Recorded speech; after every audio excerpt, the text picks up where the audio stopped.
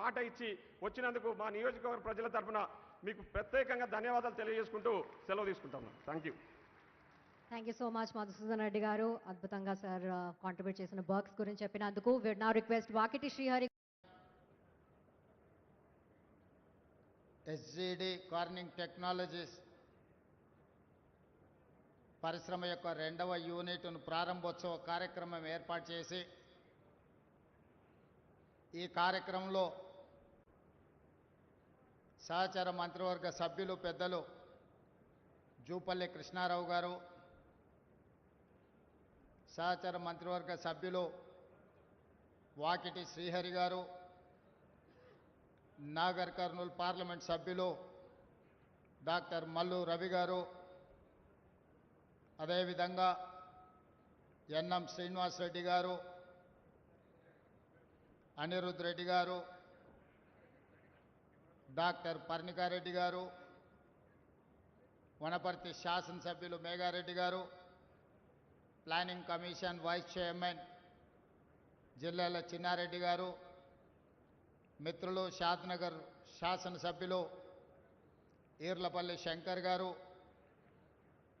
వివిధ కార్పొరేషన్లకు సంబంధించిన చైర్మన్లు, జిల్లా స్థాయి నాయకులు, మండల స్థాయి నాయకులు, దేవరకద్ర శాసనసభ నియోజకవర్గ పార్టీ నిర్మాణంలో మొన్న జరిగిన ఎన్నికల్లో క్రియాశీలక పాత్ర పోషించిన మిత్రులందరూ ఈ కార్యక్రమంలో పాల్గొనడమే కాకుండా జిల్లా కలెక్టర్ గారు, ఎస్పీ గారు, డిఐజీ గారు, ఇతర అధికారులు, ఎస్జిడి అండ్ కార్నింగ్ టెక్నాలజీకి సంబంధించిన యాజమాన్యము, వారి సిబ్బంది అందరూ ఈరోజు ఈ ప్రారంభోత్సవ కార్యక్రమంలో పాల్గొని రాబోయే రోజుల్లో మహబూబ్ నగర్ జిల్లా నూతన పరిశ్రమలకు ఒక వేదిక కాబోతుంది. ఈ జిల్లాలోనే కాదు, రాష్ట్రంలో చదువుకున్న నిరుద్యోగ యువకులకు ఉద్యోగ ఉపాధి అవకాశాలు ఇవ్వడానికి మన జిల్లా వేదిక కాబోతున్నందుకు మనస్ఫూర్తిగా ఆనందం వ్యక్తం చేస్తూ మీ అందరినీ అభినందిస్తున్నా. మిత్రులారా, మీకందరికి తెలుసు, పాలమూరు జిల్లా అంటే ఒకనాడు వలసలకు మారుపేరు. ఈ దేశంలో బాక్రానంగల్ డ్యామ్ కట్టినా, నాగార్జున సాగర్ డ్యామ్ కట్టినా, ఎస్ఆర్ఎస్పి కట్టినా, ఎక్కడ ఏ మూలన ప్రాజెక్టులు కట్టినా తట్ట పని, పార పని, మట్టి పని చెయ్యాలి అనంటే పాలమూరు బిడ్డలు భాగస్వామ్యం లేకుంటే ఈ దేశంలో ఏ ప్రాజెక్టు నిర్మాణం కాలే. దీనికి ప్రధాన కారణం 1 చదువు, 2 నీరు. ఎడ్యుకేషన్ అండ్ ఇరిగేషన్ ఈ జిల్లా ప్రజలకు అందుబాటులో లేకపోవడం వల్ల మనం కూలీ కార్మికులుగానే దేశం నలుమూలల బ్రతకడానికి వలసపోయేది. కృష్ణానది జలాలు మన పక్క నుంచి వెళ్తున్నా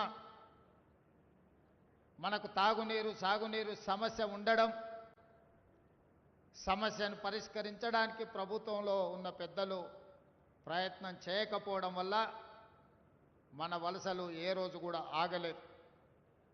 అందుకే గత పాలకులు మన పోరాటాలను చూసి ఆనాడు తెలంగాణ ఉద్యమంలో పాలమూరు జిల్లా అండగా నిలబడి మాజీ ముఖ్యమంత్రి గారిని మహబూబ్ నగర్ పార్లమెంట్ సభ్యులుగా గెలిపించడం జరిగింది. ఇక్కడి పార్లమెంట్ సభ్యుడిగా తెలంగాణ రాష్ట్ర సాధనలో లోక్సభకు ప్రాతినిధ్యం వహించిన మన ప్రాంతానికి తెలంగాణ రాష్ట్రం వచ్చిన తర్వాత సముచిత న్యాయం జరగలేదు. ఉమ్మడి రాష్ట్రంలో మంజూరైన పాలమూరు రంగారెడ్డి ఎత్తిపోతల పథకం కానీ, కల్వకుర్తి లిఫ్ట్ ఇరిగేషన్ కానీ, జూరాల, నెట్టెంపాడు, కోయిల్ సాగర్, భీమా లాంటి ప్రాజెక్టులు ఏవి సంపూర్ణంగా పూర్తి కాలే. ఆనాడు సోనియా గాంధీ గారి నాయకత్వంలో పాలమూరు యూనివర్సిటీ మంజూరు చేసినా అదొక పీజీ కాలేజ్ లాగా మిగిలిపోయింది తప్ప యూనివర్సిటీకి ఉండాల్సిన హోదా ఇంజనీరింగ్ కాలేజ్ కానీ లా కాలేజ్ కానీ ఇతర కళాశాలలు లేకపోవడం వల్ల పేరుకే పాలమూరు యూనివర్సిటీ కానీ అదొక పీజీ కాలేజీగా మిగిలిపోయింది. అందుకే ఈనాడు మొట్టమొదటి హైదరాబాద్ రాష్ట్రానికి ఈ పాలమూరు జిల్లా నుంచే బూర్గుల రామకృష్ణారావు గారు ముఖ్యమంత్రిగా బాధ్యతలు చేపడితే మళ్ళీ 75 సంవత్సరాల తర్వాత మీ అందరి ఆశీర్వాదంతో ఈరోజు తెలంగాణ రాష్ట్రానికి పాలమూరు నాయకత్వం వహిస్తున్నది. ఒక అవకాశం తప్పిపోతే మళ్ళీ అవకాశం రావడానికి 75 సంవత్సరాలు పట్టింది. ఈనాడు వచ్చిన అవకాశాన్ని మనం సద్వినియోగం చేసుకోకపోతే education and irrigation and employment వీటిల్లో మనం సరైన విధంగా మన జిల్లాను మనం అభివృద్ధి చేసుకోకపోతే ప్రణాళికలు రచించుకోకపోతే శాశ్వతంగా మన జిల్లాకు తీరని అన్యాయం జరుగుతుంది. అందుకే ఈనాడు శశబిషలకు తావు లేకుండా ఎన్ఎం శ్రీనివాసరెడ్డి ఇతర శాసనసభ్యులు వచ్చినప్పుడు ఇంజనీరింగ్ కాలేజ్ లా కాలేజీలతో పాటు డిగ్రీ కాలేజీలు అదేవిధంగా మొత్తం తెలంగాణ రాష్ట్రంలో ట్రిపుల్ ఐటీ బాసర ఆదిలాబాదులో ఉంటే తెలంగాణలో రెండవ ట్రిపుల్ ఐటీ ఇవ్వాలి, అది పాలమూరు జిల్లాకు మహబూబ్ నగర్ శాసనసభ నియోజకవర్గ పరిధిలో ఇవ్వాలి అనంటే అప్పటికప్పుడు అధికారులందరినీ పిలిపించి సమీక్ష చేసి ఈరోజు ట్రిపుల్ ఐటీని మన జిల్లాకు మంజూరు చేసుకోవడం జరిగింది.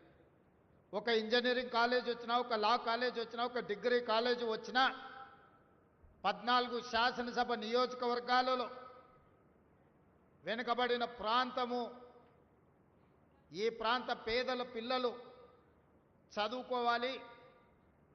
ఖరీదైన విద్య మన పేదలకు ఖర్చు పెట్టే స్తోమత లేకపోవడం వల్ల అన్ని రకాలుగా ఆలోచన చేసి ఈ జిల్లాలో ఉన్న ఎస్సీ ఎస్టీ బీసీ మైనారిటీ పిల్లలు 90% ఈ పిల్లల కోసం నాణ్యమైన విద్యను అందించాలని 14 శాసనసభ నియోజకవర్గాలలో young India integrated residential schools చెప్పడానికి చిన్న పేరుగా కనిపించి ఉండొచ్చు.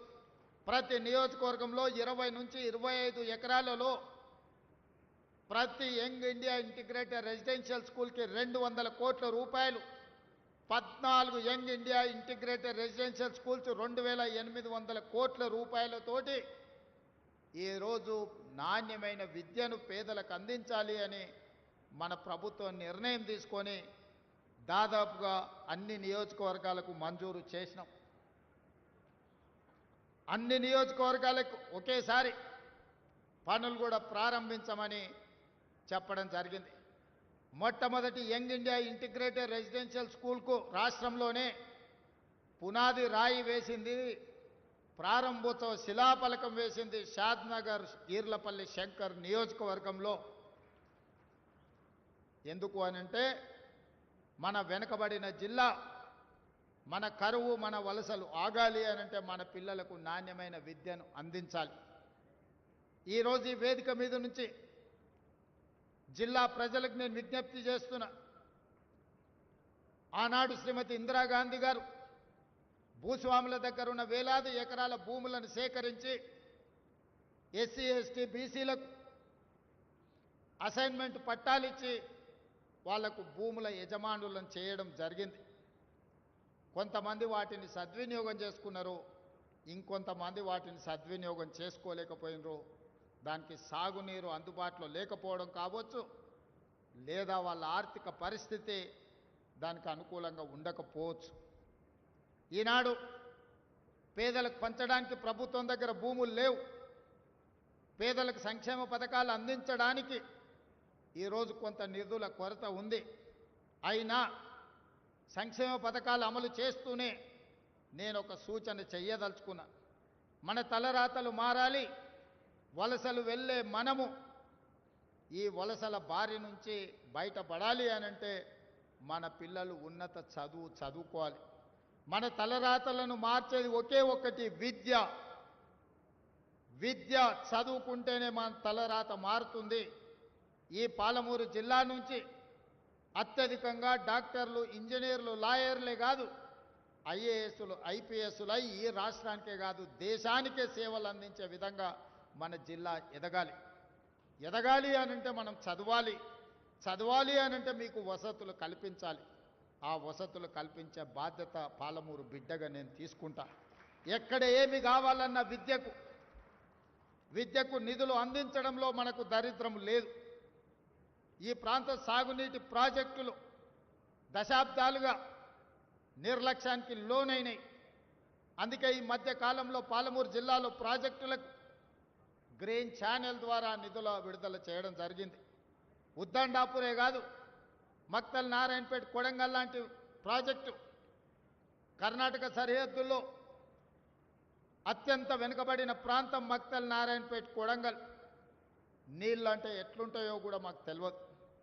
అందుకే ఆనాడు 2014లో మేము జీవో 69 ద్వారా ప్రాజెక్టు మంజూరు ఉమ్మడి రాష్ట్రంలో తెచ్చుకుంటే ఈ ప్రాంతానికి పార్లమెంట్ సభ్యుడిగా పనిచేసిన చంద్రశేఖరరావు గారు 10 సంవత్సరాలు ముఖ్యమంత్రిగా మా ప్రాజెక్టును తొక్కిపెట్టిండు, మా ప్రాంతానికి అన్యాయం చేసిండు.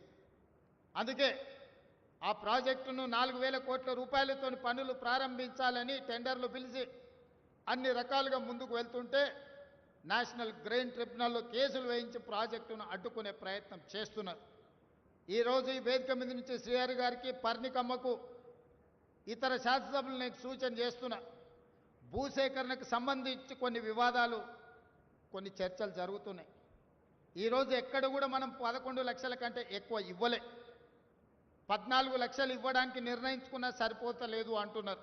రైతులను పిలిచి మాట్లాడి ఒక మంచి నిర్ణయం తీసుకోండి, ఎంబడే వాళ్లకు నిధులు ఇవ్వండి. కొడంగల్లో 20 లక్షలు ఇచ్చింది కాబట్టి మాకు కూడా కావాలని అడుగుతున్నారు, తప్పులేదు. కానీ కొడంగల్లో కోస్గి పట్టణానికి ఆనుకొని ఉన్న ఖరీదైన భూములవి, వ్యవసాయం కాదు, బాగా రియల్ ఎస్టేట్ వాల్యూ ఉండడం వల్ల అక్కడి వాళ్లకు మనం కొంత ఎక్కువ ఇచ్చినాం. ఈరోజు భూములు పోతున్న పేదలుంటే వాళ్ళకి ఇందిరమ్మ ఇండ్లు మంజూరు చేయండి అదనంగా.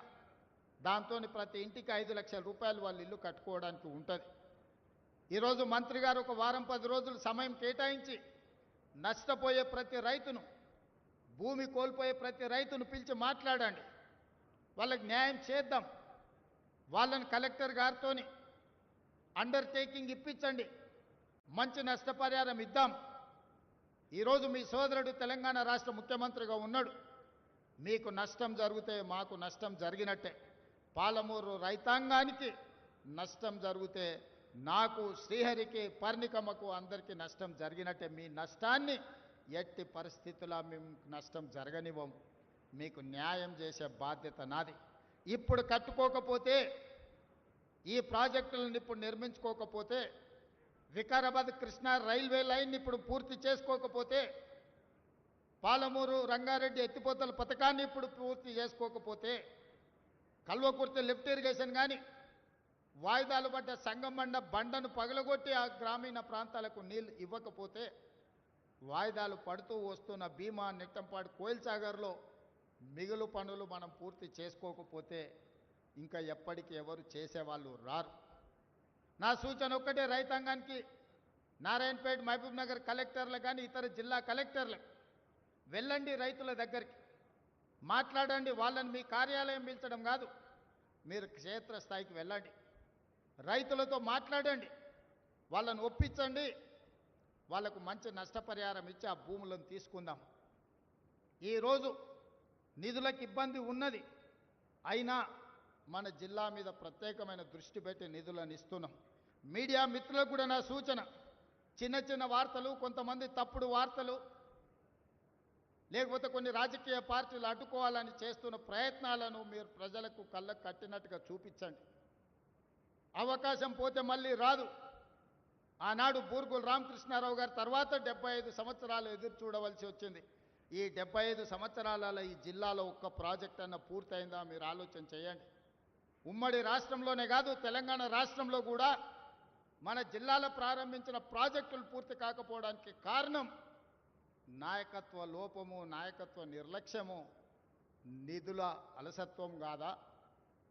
మరి ఈరోజు చెయ్యాలని సంకల్పంతో ముందుకొచ్చి నిధులు మీకు విడుదల చేస్తున్నప్పుడు కొన్ని రాజకీయ పార్టీలు అడ్డుకోవాలనే ప్రయత్నం చేస్తున్నాయి. ఈ అడ్డుకోవాలనే ప్రయత్నాన్ని మీడియా మిత్రులు మీరు అడ్డుకోండి. ఇది మన జిల్లాకు మనం చేసుకుంటున్న మేలు, మన జిల్లాను మనం అభివృద్ధి చేసుకుంటున్నాం. మీరు కూడా ఈ ప్రాంత రైతాంగం కుటుంబాలే, మీకు కూడా ఈ జిల్లాను అభివృద్ధి చెయ్యాలి. ఈ జిల్లా బాగుపడాలంటే రెండు ప్రధానమైన విషయాలు. మొదటిది ఎడ్యుకేషన్, రెండవది ఇరిగేషన్. దేశ స్వతంత్రం వచ్చినప్పుడు పండిత్ జవహర్లాల్ నెహ్రూ గారి రెండింటి మీదనే ఫోకస్ పెట్టింది. ఆనాడు కరువును ఎదుర్కోవడానికి ఇరిగేషన్ ప్రాజెక్టులు, ఈరోజు కట్టిన ప్రాజెక్టులు నాగార్జున సాగర్, శ్రీశైలం, ఎస్ఆర్ఎస్పి లాంటి ప్రాజెక్టులు తెలంగాణ ప్రాంతంలో పండిత్ జవహర్లాల్ నెహ్రూ గారు ప్రారంభించారు. ఈనాడు ఉన్న యూనివర్సిటీలు అన్నీ కూడా పండిత్ జవహర్లాల్ నెహ్రూ గారే ఈ దేశంలో ప్రారంభించారు. కాబట్టి ఐఐటీల నుంచి ఐఐఎంల వరకు ఈరోజు మన పిల్లలు చదువుకుంటున్నారు. ఈ రెండే పాలమూరి యొక్క తలరాతను మారుస్తాయి, వలసలను ఆపుతాయి, ఈ ప్రాంతం అభివృద్ధి చెందుతుంది. ఇంతకుముందు మిత్రుడు మధుసూదన్ రెడ్డి చెప్పినట్టు బ్రహ్మోస్ మిసైల్కు సంబంధించిన పరిశ్రమను ఇక్కడ తెస్తే బ్రహ్మోస్ మిసైల్ ఇక్కడనే ఉత్పత్తి జరిగితే దాని చుట్టూత పరిశ్రమలు వస్తాయి. ఆ పరిశ్రమల్లో కూడా వేలాది మంది మన పిల్లలకు ఉద్యోగాలు వస్తాయి. ఈరోజు ఈ 14 నియోజకవర్గాలలో ఇంటిగ్రేటెడ్ రెసిడెన్షియల్ స్కూల్లే కాదు, ఏటీసీలు అంటే అడ్వాన్స్డ్ టెక్నాలజీ సెంటర్లు, ఇవన్నీ కూడా ఐటీఐలకు ప్రత్యామ్నాయం.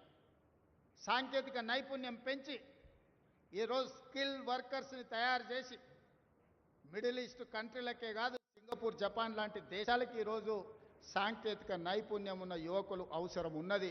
ఇతర దేశాల్లో ఇవాళ అమెరికాకు పోవాలంటే ఒక ఇంజనీరింగ్ ఏదో చదువుకొని ఉండాలి. కానీ ఇవాళ సింగపూర్, సౌత్ కొరియా, జపాన్ లాంటి దేశాలలో మంచి మంచి ఉద్యోగాలు రావాలంటే చదువు తక్కువ సాంకేతిక నైపుణ్యం ఉంటే ఉద్యోగ ఉపాధి అవకాశాలు ఉన్నాయి. 14 శాసనసభ నియోజకవర్గాలకు పెద్దలు చిన్నారెడ్డి గారికి చెప్తున్నా, ఏటీసీలు ఎక్కడ లేకపోయినా 14 నియోజకవర్గాలకు 14 అడ్వాన్స్డ్ టెక్నాలజీ సెంటర్లు ఇచ్చే బాధ్యత ఈ ప్రభుత్వం తీసుకుంటుంది. ఏ నియోజకవర్గాలలో లేవో మీరు ప్రతిపాదనలు పంపించండి. మీరు తక్షణమే కలెక్టర్లతో రివ్యూ తీసుకోండి. ఏ నియోజకవర్గంలో లేకపోతే ఆ నియోజకవర్గంలో 5 నుంచి 10 ఎకరాల స్థలం ఎత్తుకండి. ఏటీసీలను మంజూరు చేసి మన పిల్లలు ఇంటర్ చదివిన తర్వాత సాంకేతిక నైపుణ్యం నేర్పుదాం. తద్వారా ఉద్యోగ ఉపాధి అవకాశాలు కల్పిద్దాం. అదేవిధంగా ఎన్ఎం శ్రీనివాసరెడ్డి గారికి సూచన చేస్తున్న ఐఐటి ఒక అద్భుత క్యాంపస్ మనం కట్టుకుందాం. ఎందుకంటే ఎయిర్పోర్ట్కి కూతవేటు దూరంలో మనం ఉన్నాం. ఎవరి రాష్ట్రానికి వచ్చినా, విదేశాల నుంచి మేధావులు వచ్చినా మహబూబ్ నగర్లో ఉన్న ఐఐటిని చూడడానికి రావాలి. ఒకప్పుడు మన పేదరికాన్ని, మన కరువును, మన వెనుకబాటుతనాన్ని వీటిని చూపించేదానికి ముఖ్యమంత్రులు పాలమూరు జిల్లాకు విదేశీయుల నుంచి పర్యాటకులను, ప్రెసిడెంట్లను తీసుకొచ్చేటోళ్ళు. టోనీ బ్లేయర్ వచ్చిండనంటే మన పేదరికం ఒక ఎగ్జిబిషన్ ఉండే. ఇతర దేశాల ప్రధానమంత్రులు, ఇతర దేశాల నుంచి బృందాలు వస్తే పాలమూరు కరువును, పాలమూరు పేదరికాన్ని చూపించడానికి ఆనాటి ముఖ్యమంత్రులు పాలమూరు జిల్లాకు తీసుకొచ్చేవాళ్ళు. ప్రతివాడు వచ్చి పాలమూరు జిల్లాను దత్తత తీసుకుంటా అని చెప్పేవాడు. నేను ఈరోజు యువమిత్రులందరినీ, వేదిక మీద ఉన్న శాసనసభ్యులందరినీ నేను అడుగుతున్నా, మనందరికీ ప్రజలు ఒక మంచి అవకాశం ఇచ్చారు. భవిష్యత్తులో మన పేదరికాన్ని, మన వెనుకబాటుతనాన్ని చూపించడానికి కాదు, మన అభివృద్ధిని, మన చదువును, మన విద్యా సంస్థల్ని, మన సాగునీటి ప్రాజెక్టులను చూపించడానికి విదేశీ నుంచి బృందాలు రావాలి పాలమూరు జిల్లాకు తప్ప మనల్ని పేదవాళ్ళుగా చూపించడానికి కాదు. ఇది మన గౌరవం కాదు.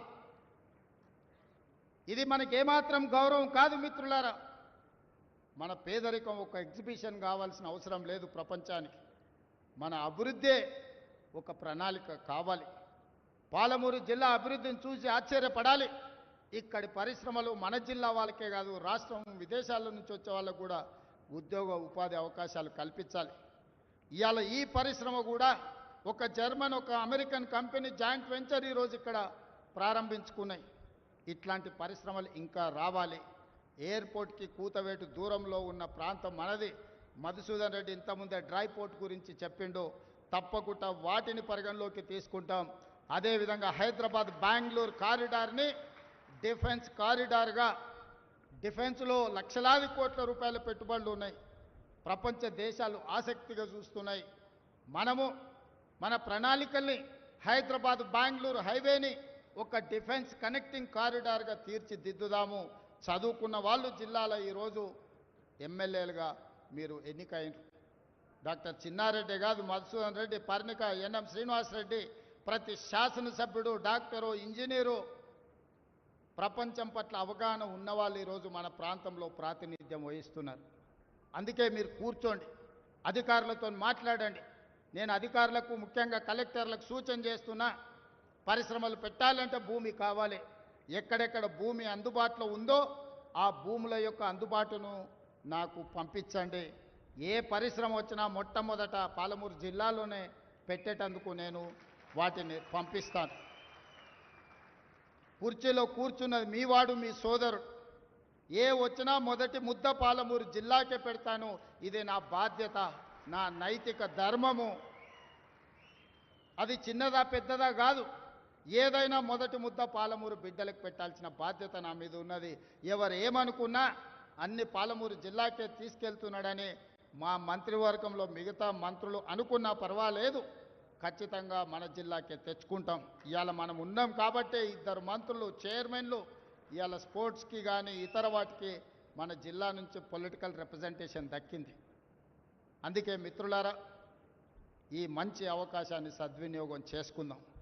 ఇప్పుడు రాజకీయాల కోసమో ఇతర కారణాల చేత అభివృద్ధిని అడ్డుకుంటే మనకు మనమే మరణ శాసనం రాసుకున్న వాళ్ళం అయితము. రాజకీయాలు వస్తూ ఉంటాయి, పోతూ ఉంటాయి, చూస్తూనే ఉండరు కదా. ఒకప్పుడు ఏ పార్టీని బతకనియేమో, ఎవరు రాజకీయం కాదు కదా, నిద్రలో కూడా శాసనసభ్యులు అవుతామన్న ఆలోచన చెయ్యొద్దు అని ఆనాడు అక్రమ కేసులు పెట్టి ఎందరిని ఎంతమందిని జైళ్ళకు పంపించారు. ఇవాళ వాళ్ళే తన్నుకొని చేస్తున్నారు. ఒకరు కడుపులో కత్తులు పెట్టుకొని కౌగిలించుకుంటున్నారు. ఎవరు అక్కర్లేదు, వాళ్ళని వాళ్ళే పొడుచుకుంటున్నారు. విపరీతమైన అవినీతి సొమ్ము వచ్చిన తర్వాత సొమ్ముల పంపకాలలో కుటుంబ పంచాయతీలు ఇవాళ కుటుంబంలోనే ఒకరు సహించుకోలేని పరిస్థితి. ఒకరి మీద ఒకరు యాసిడ్ దాడులు చేసుకోవాలని ఒకరిని ఇంకొకరు నవ్వుతూనే కడుపులో కత్తులు పెట్టుకొని కౌగిలించుకునే పరిస్థితులు ఈ రాష్ట్రంలో దాపురించినాయి. పాపం ఊరికే పోదు. పెద్దలు చెప్పిండ్రు, చేసుకున్న వాడికి చేసుకున్నంత మహానుభావ అని చెప్పిండ్రు. చేసిన పాపాలు ఎక్కడికి పోవు, ఖచ్చితంగా ఆ పాపాలు వెంటాడుతూనే ఉంటాయి. వాళ్ళు అనుభవించి తీరాల్సిందే. ఆయన వెనకాల ఈయన ఉన్నాడని, ఈయన వెనకాల ఆయన ఉన్నాడని నేను ఒక మాట చెప్పదలుచుకున్నాను. అంత చెత్తగాళ్ళ వెనకాల నేనెందుకు ఉంటానయా? నేను నాయకుడిని ఉంటే ముందుంటా, మా వాళ్ళకి తోడుకుంటా. వాళ్ళ కుటుంబాలు వాళ్ళు కత్తులతో పొడుచుకొని హరీష్ రావు, సంతోష్ రావు వెనకాల రేవంత్ రెడ్డి ఉన్నాడు అని ఒకరంటే, లేదు కల్వకుంట్ల కవిత గారు వెనకాల రేవంత్ రెడ్డి ఉన్నాడని. మీరంతా దిక్కుమాల్లో అని తెలంగాణ ప్రజలు బండకేసి కొడితే మీ వెనకాల ఎవడన్నా బుద్ధున్నోడు ఉంటాడా? అన్నం తినవాడు ఎవడన్నా మీతోను ఉంటాడా? నేను ఉండేది పాలమూరు జిల్లా 4 కోట్ల తెలంగాణ ప్రజల వెనుక ఉంటా, తోడుంటా, వాళ్ళ కోసం పని చేస్తా. నాకంత సమయం లేదు ఇంత పనికిమాలతో కలిసి, లేకపోతే మీకు మీరే పంపకాలలో వచ్చిన పంచాయతీలు మీరే పొడుచుకుంటారు. మేము చూస్తే చాలు. జరుగుతున్న పరిణామాలు అందరికీ తెలుసు. దయచేసి మీ వివాదంలోకి మీ కుటుంబ పంచాయతీలనో మీ కుల పంచాయతీలనో మమ్మల్ని లాగకండి. మాకు ఎలాంటి ఆసక్తి లేదు. మిమ్మల్ని ఎప్పుడో ప్రజలు తిరస్కరించిండ్రు. మీరు కాలం చెల్లిన 1000 రూపాయల నోటు లాంటోళ్ళు. కాలగర్భంలో కలిసిపోతుంది ఆ పార్టీ. ఒకప్పుడు జనతా పార్టీ కూడా గొప్ప పేరుండే, కానీ జనతా పార్టీ కనుమరుగైంది. ఆ తర్వాత తెలుగుదేశం పార్టీ ఒక అద్భుతమైన పార్టీ, చాలామందికి అవకాశాలు కల్పించిన పార్టీ. కొంతమంది కుట్రల వల్ల ఆ పార్టీ కూడా ఈరోజు తెలంగాణలో ఒక సమస్యను ఎదుర్కొంటుంది. మరి ఇన్ని దుర్మార్గాలు చేసిన మీరు మాత్రం ఎట్లా మనుగడ సాధిస్తారు? ప్రకృతి అనేది ఉంటుంది, ఆ ప్రకృతి శిక్షిస్తుంది. అందులో మనకి ఎవరికి ఏమాత్రం ప్రమేయం లేదు. రాజకీయాల వైపు చూడకండి మిత్రులారా. పాలమూరు జిల్లాను అభివృద్ధి చేసుకుందాం. ఇరిగేషన్ అండ్ ఎడ్యుకేషనే మై ఫస్ట్ ప్రయారిటీ.